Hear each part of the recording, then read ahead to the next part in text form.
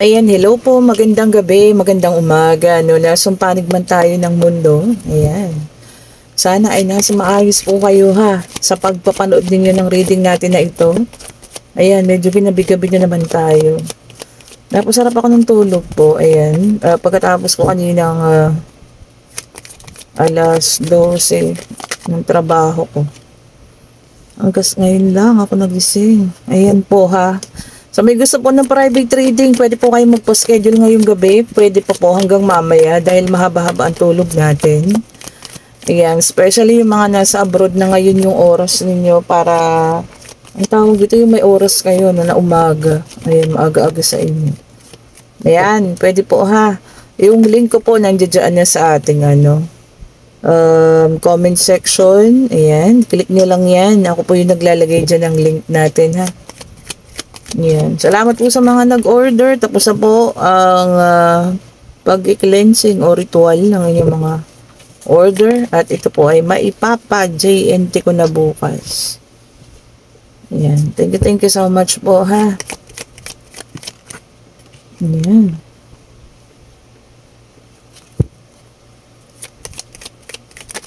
Ito na ang bilis sa mga baraha, no? Ang bilis ng mga baraha ngayon.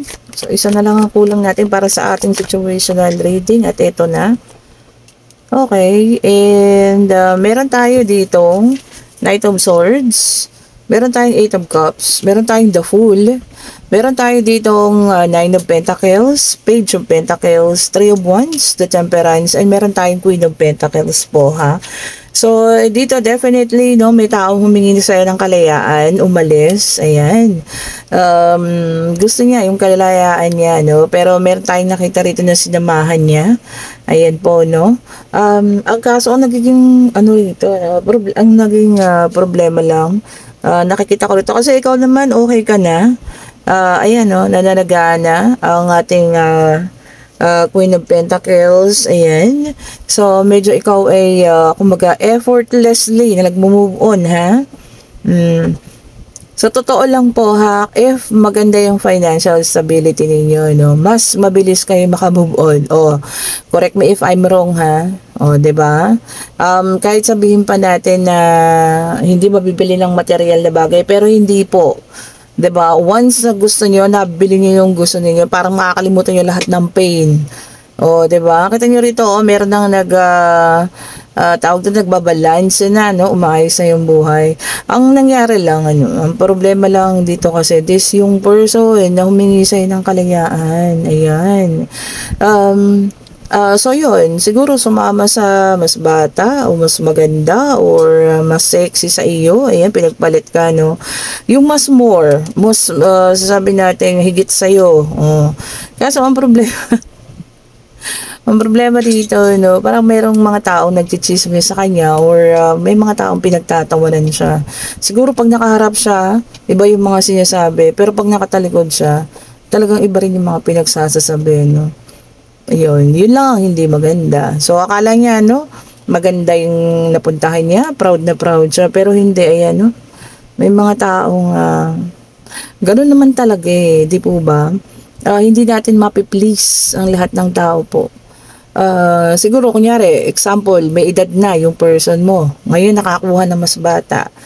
So, nung una, bilib na bilib sila. Siyempre, bata eh. Sabi, wow, bata ang nakuha, ang galing, ganito, ganyan, nakakabilib. Kahit 60 years old na, nakakuha ng 20 anyos, so ganon, di ba? So, ayun, di, parang ikaw naman, yung person mo naman, parang may corona sa ulo, proud na proud, di ba? Pero at the end of the day, di ba, meron at meron magchichismis pa rin yan, di ba? Merong magsasabi dyan, hindi yan nahiya, katanda-tanda na, parang apo nyo na yun di po ba? Correct me if I'm wrong. Alam ko ang ugali natin mga Pilipino, ha. Yan po ang laging naiisip. Sa ibang tao, maaaring magaling, maganda yung ginawa niya. Pero pagdating sa iba, diba? Meron at meron pa rin pong masasabi yung ibang tao. So, ayun. Diba? Yun na ngayon ang nagiging problema nitong taong ito. Which is, ikaw naman, moving forward, sabi ko nga, moving forward effortlessly. Kasi maganda na yung mo Stability mo, oh, 'di ba? Pero siya, yun yung mga kinakaharap niya ngayon. Well, lahat naman may consequences, no? Kumuha ka ng bata, ayan. Problema mo na yan. O, tignan nyo, Page of Pentacles, the same thing. So, this is an earth sign, mga earth sign dyan. Taurus, Virgo, and Capricorn, reflection, tama. O, diba? Kung ano yung ginawa mo, yun na nagre-reflect sa ngayon. O, ikaw man gumawa nito, earth sign, ha? O, sabihin nga natin, kumuha ka ng bata. Proud na proud ka nung una. Nakasungkit ka ng bata, siguro mga 60, 50 years old ka na, no? Nakakuha ka ng 30, 20 years old. O, diba?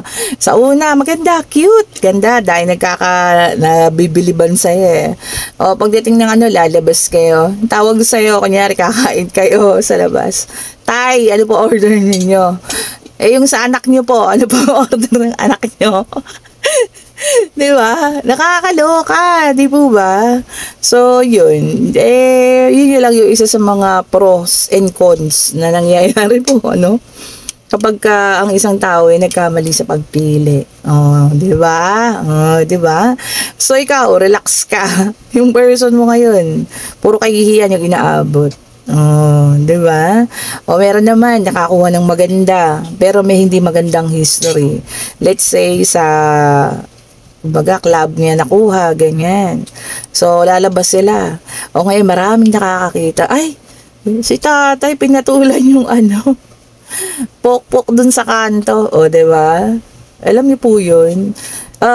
Sabi ko nga, lahat ng bagay na nasira o merong sumira dahil inagaw lang, ganun, may consequences po yan, ha? Kumbaga yun na rin yung pinakakarma nila, kasi parang hindi sila patatahimikin ng pangungutya ng ibang tao. Kahit hindi ka kahit hindi ka tawag dito gumante. Sabi nga ni Father, yung paborito kong pare, hindi mo kailangan gumante. Ang Panginoon at ang universe ang gagawa niyan para sa iyo. Okay? So ito, meron tayong King of Cups, ayan, which is a water sign. Ayan. Sabi rito, talagang babaha ng emosyon. Siyempre, iba-iba yan. Siyempre, may panahon magagalit yan, Kung sino man yan, kung kanino man tong kapartner, ha? Nakumuha naman ng mas bata, mas maganda, mas sexy, ewan, kung basta mas, diba? Pero mas masakit naman, mas pangit ang pangyayari. Emosyon, babahayan. Siyempre, iba-iba. May galit, may hinanakit, sama ng loob, ayan. Akala niya, proud yung mga tao sa kanya, pero yung katotohanan pala, pinagtatawanan siya, sa pagtalikod niya. And then, meron tayong Four of Wands in reverse, which is a fire sign. So, tag-iisa, earth, water, and fire. Ayan. Ikaw naman, personal celebration. Ikaw, puro ka celebration na ngayon. Happy ka na, di ba? Kasi nga, moving forward effortlessly. Kumbaga, mas maganda yung tinatahak mo landas ngayon nung wala itong taong ito, di ba? And then, meron tayong the temperance, which is a fire sign. Kagaling. Fire sign ulit. Ang kulang na lang natin ang air. Ayan. Para sa iyo naman ay nahanap mo na ang purpose mo sa buhay. Ang purpose mo sa buhay siguro yung hindi ka makasama sa taong ito, talagang ipinagpalit ka sa sinasabi nga niyang mas maganda, mas sexy, mas bata sa iyo. Pero punong-puno naman ngayon ng problema sa buhay. 'Di ba? Ayan, pasensya na kayo kay Pipoy. Si Pipoy po yung nag-iingay. Ayan, tignan na pa nga natin. Pero ikaw, puro balance ka na, Baga, okay ka na diba? At hanap mo na yung purpose mo sa buhay. Siya, purpose niya ngayon na ipagtanggol yung taong sinamahan niya. Diba? Hindi ko naman nilalahat po, ha? Pero sabi ko nga, ang mga taong nakasakit, ang mga taong nang agaw, meron at meron po yan. Karma na parating sa inyo, ha? Okay, and then meron tayo dito Nine of Wands. Ito, fire sign ulit, naka-reverse, Para sa iba naman niya, merong mararamdamang struggle. And pagka-paranoid daw sa mga sitwasyon. Struggle na mararamdaman, siguro medyo tightening ang budget, So ayan, medyo magsubi-subi, ha. Baka makaramdam daw po ng struggle. And then, meron tayong water sign. This is the death card. Ayan. Meron ng magtatapos. Pwedeng pagtatapos ng kahirapan. Pwedeng pagtatapos sa pag-ibigan. Pwedeng pagtatapos ng heartbreak. At ikaw magigising na at gusto mo na ng moving forward. Okay po. Basta lahat po ang death signifies end and also a new beginning. Okay po. Bago, panibagong panimula.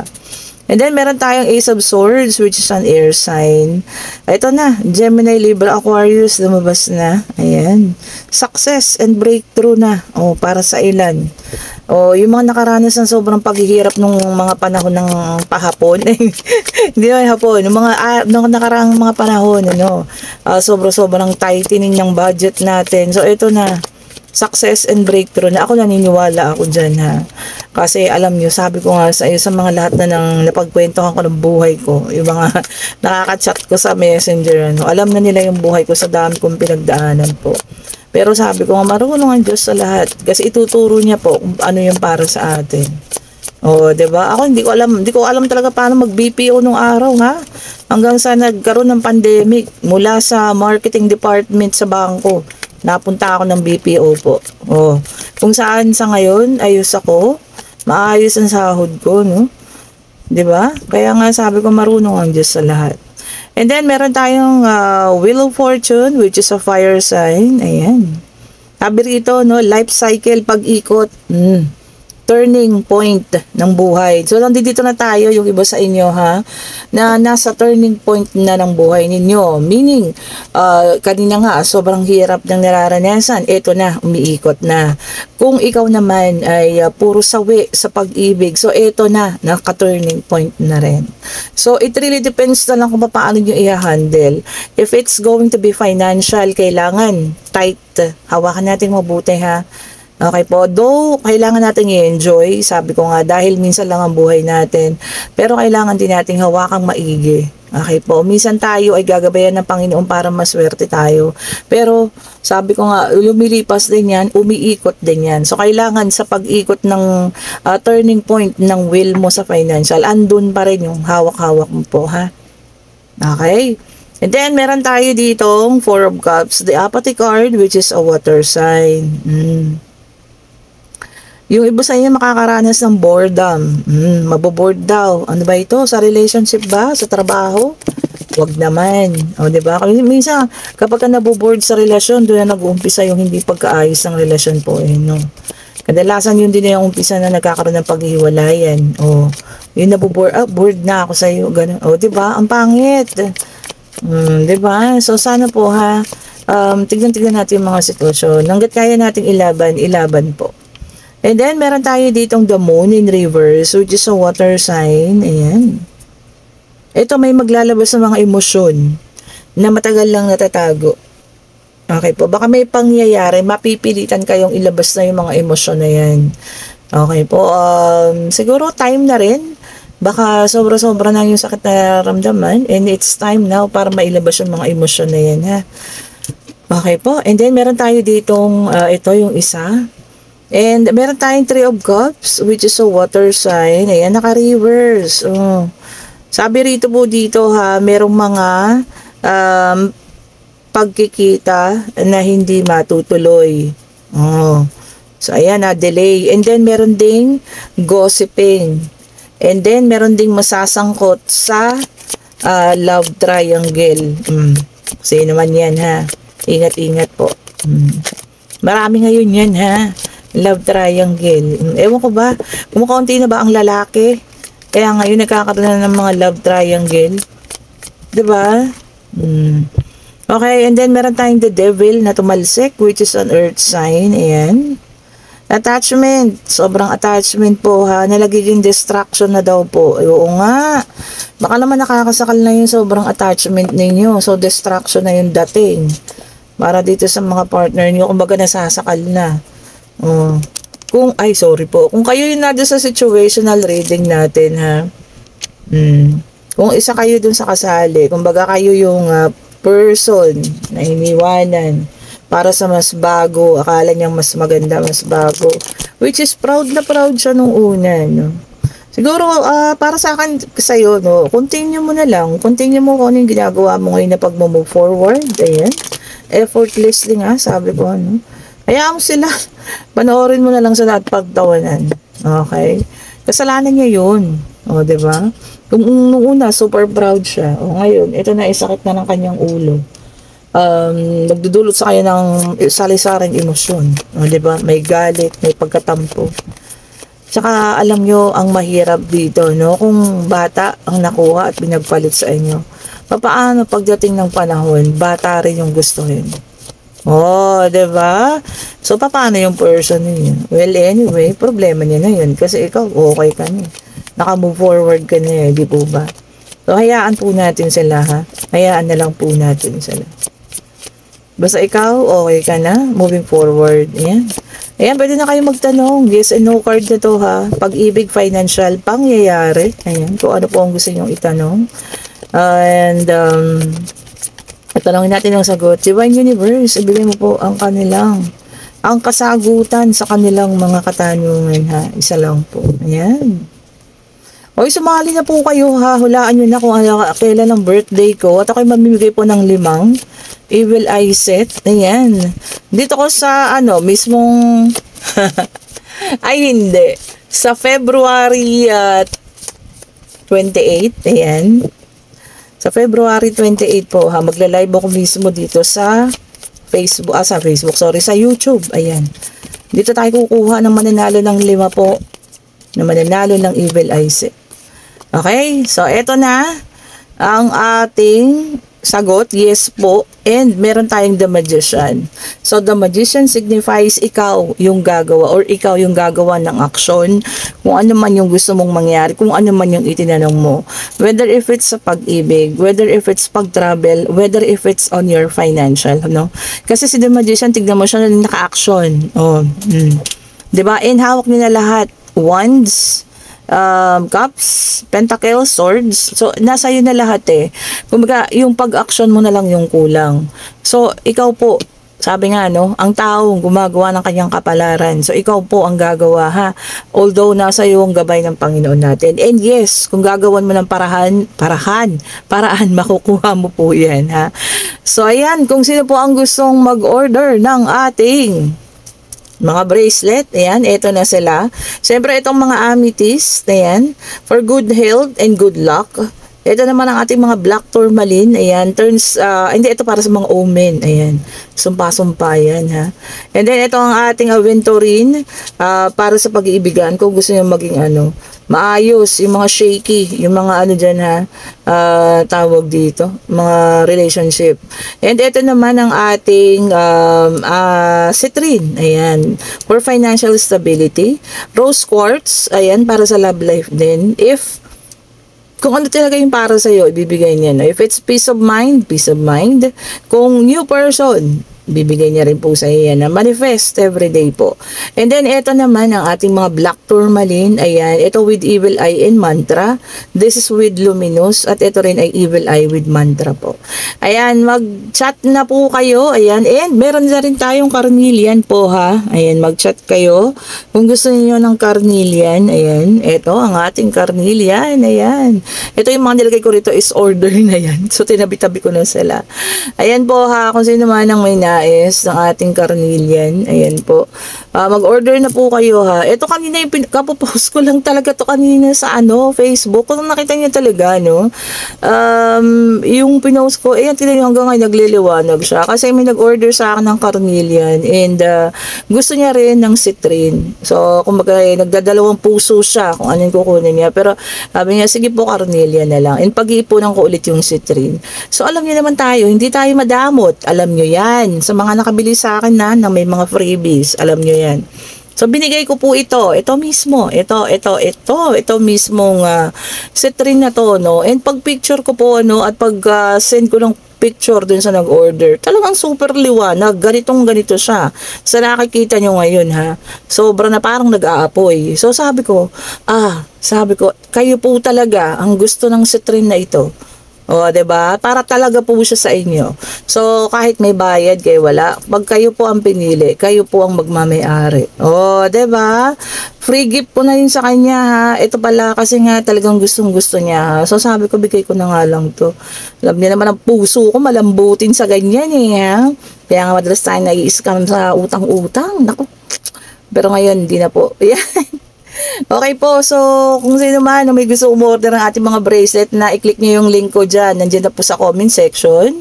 And ako po yung gusto nyo yung makakausap, ayan. And kung gusto nyo rin ng private reading today at bukas, pwede rin po, mag-schedule na kayo, ayan. And kung nagugustuhan yung ating reading, pa-like, pa-subscribe, hit the notification bell para lagi kayong updated sa mga bagong videos na nire-release natin. And malapit na tayo mag 9,000. Thank you so much po sa mga bagong subscribers. Ayan. Have a great night po sa lahat. Happy Saturday. Take a rest. Ayan. Magpahinga po tayo ng masarap. Okay po. Ayan. Bye-bye po sa inyong lahat.